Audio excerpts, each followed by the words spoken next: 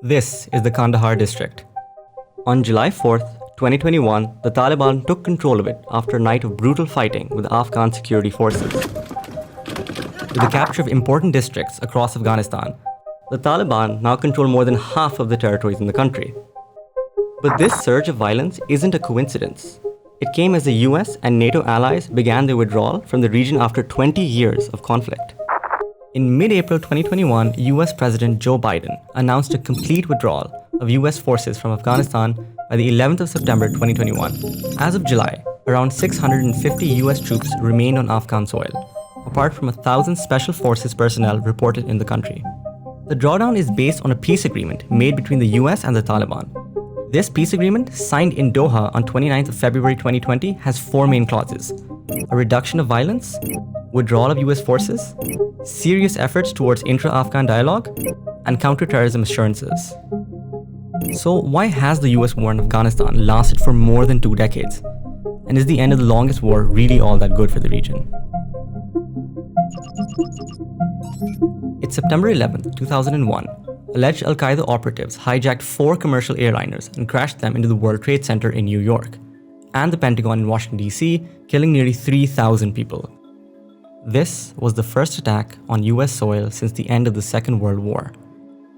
Just 1 month later, on 7th October 2001, President George Bush authorized the launch of an offensive by US forces against Al-Qaeda and the Taliban, codenamed Operation Enduring Freedom. The following month saw the Taliban regime crumbling due to attacks led by NATO and US forces, with the Taliban losing control over Mazar-e-Sharif, Taloqan, Bamiyan, Herat, Kabul, Jalalabad, and Kandahar. Meanwhile, the international community started its efforts to establish an interim or temporary government in Kabul. In December 2001, the Bonn Agreement was signed by 25 prominent Afghans from multiple factions and political parties. The agreement was also endorsed by the UN Security Council Resolution 1383. This agreement installed an interim government and established the International Security Assistance Force, or ISAF, a NATO-led military mission with the aim of aiding the Afghan National Security Forces. In the next few years, the US tried to transit its role from combat to nation building. Under the Reconstruction model, the US spent a little over $143 billion in Afghanistan from 2002 to 2021. However, the combat role remained consistent due to continuous Taliban resistance.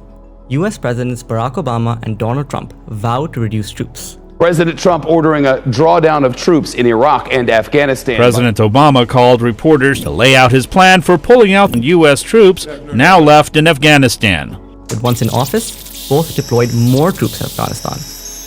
The ISAF was NATO's longest and most challenging mission to date. At its height, the force had more than 110,000 troops from 50 NATO and partner nations.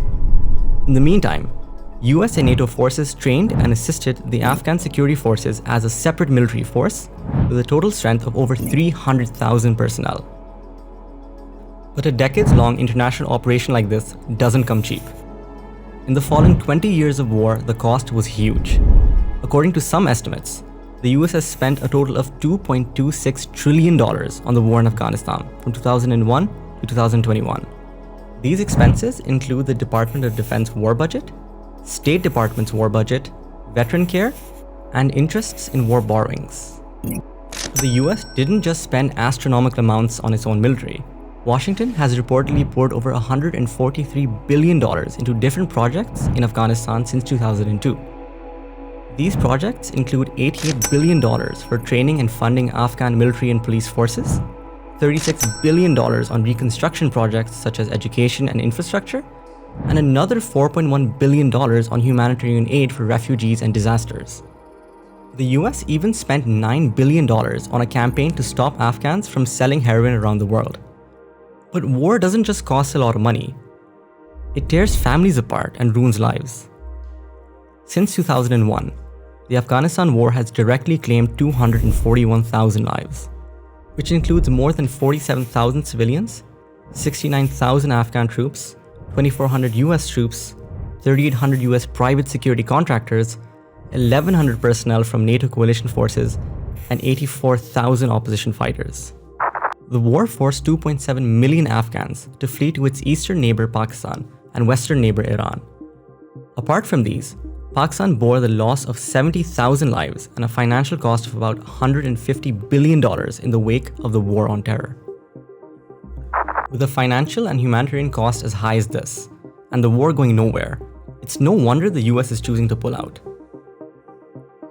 As the cost of the Afghan war increased, the public pressure on policymakers to leave Afghanistan and bring the US soldiers back home was on the upswing. But the US didn't just withdraw because of public pressure. In the early 2000s, as China started to emerge as an economic and military power, the US leadership under Barack Obama was forced to shift its focus from Middle East to Asia Pacific. I mean, at this point in time, at least, and U.S. officials have stated this very explicitly, it's going to have to look to existing arrangements, which entails using bases in the Middle East to fly craft, probably, drones, I think, to do surveillance missions, though also conceivably to conduct counterterrorism operations. Although the US is preparing to depart, its role in Afghanistan isn't going anywhere. According to an Afghan official, civil war has already begun. Taliban are increasing control across the country, and the Afghan security forces are showing little resistance. The question is, why is a military force of 300,000 troops so weak in the face of 75,000 Taliban? Without continuous backing from the US in terms of finances, training, and technical support, the ASF is struggling to remain effective. Add some ethnic divide and increased infighting, and it's no wonder that the situation has gotten so critical. In some provinces where the Taliban are actually the family members of people, like cousins and brothers and all, it's okay, it's not that bad. But other provinces, foreign Taliban are in Afghanistan, and it's getting way worse. So people are getting killed. They're asking for lists of women who are single or widowed so they could marry, stuff like that. So yeah, it's not looking really good, but we cannot give up. We should still go on and fight. Yes, there are hundreds. About 150 districts of Afghanistan have fallen to us, but all the forces there, they have come over to our side voluntarily. We have not captured all those districts by fighting and by military force. The Taliban want to propose an intra-Afghan peace proposal and is willing to conduct dialogue with the current government. But that raises the question, why does the Taliban keep fighting the Afghan security forces to take control of major districts? I think the Taliban also recognize that the Afghan government is weak and the Afghan government is divided, and therefore it's trying to extract as many concessions as it can. It's a power play between the Taliban and the Ashraf Ghani government. It is a tussle whereby both sides expect the other side to wink first, to blink first. So, which is not happening. So, with the US pulling out of Afghanistan, what's clear is that the countries of the region are going to play a huge part in how the politics play out. All countries in the region agree that there should be power sharing among all stakeholders, including political parties and Taliban. China doesn't want terror groups from Afghanistan to penetrate Chinese territory, so it's in Chinese interest to promote developmental and regional connectivity projects in Afghanistan. Meanwhile, Iran wants peace to prevail in Afghanistan to avoid sectarian violence and a potential civil war spilling over from Afghanistan and into their country. Bordering Central Asia republics including Tajikistan, Uzbekistan, and Turkmenistan also show their concerns repeated on potential outcomes of US withdrawal from Afghanistan. On the other hand, Russia has broken the traditional nexus comprising Iran and India on Afghanistan. It's been ruthlessly pragmatic on the conflict in Afghanistan and remains in complete consensus with Pakistan's position on Afghanistan. So, what is Pakistan's position? Pakistan has been an advocate of bringing all stakeholders, including the Taliban, to the table in order to reach any solution to Afghan war. Pakistan's current Prime Minister is one of the oldest advocates of treating the Taliban as part of Afghan society and as part of the Afghan solution. This stance has been controversial, and it's taken a while for the international community and the US to admit the need for talking to the Taliban for any peaceful outcome of the Afghan conflict. Pakistan's also played an important role as facilitator to bring Taliban to the table to talk to the US. Like other regional countries, Pakistan doesn't want civil unrest in Afghanistan, nor does Pakistan want to get flooded by another wave of refugees. This is why Pakistan insisted, that the US should not leave Afghanistan prior to any conclusive intra-Afghan dialogue.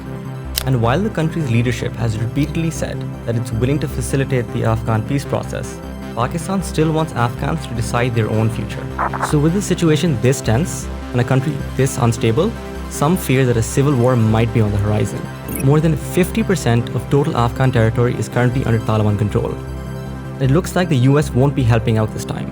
We did not go to Afghanistan to nation build, and it's the right and the responsibility of Afghan people alone to decide their future and how they want to run their country.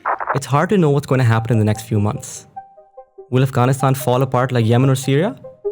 Or will a country ravaged by conflict for the past 4 decades finally see the light of peace and prosperity? Thank you so much for watching this episode. Please let me know what you think down below in the comments.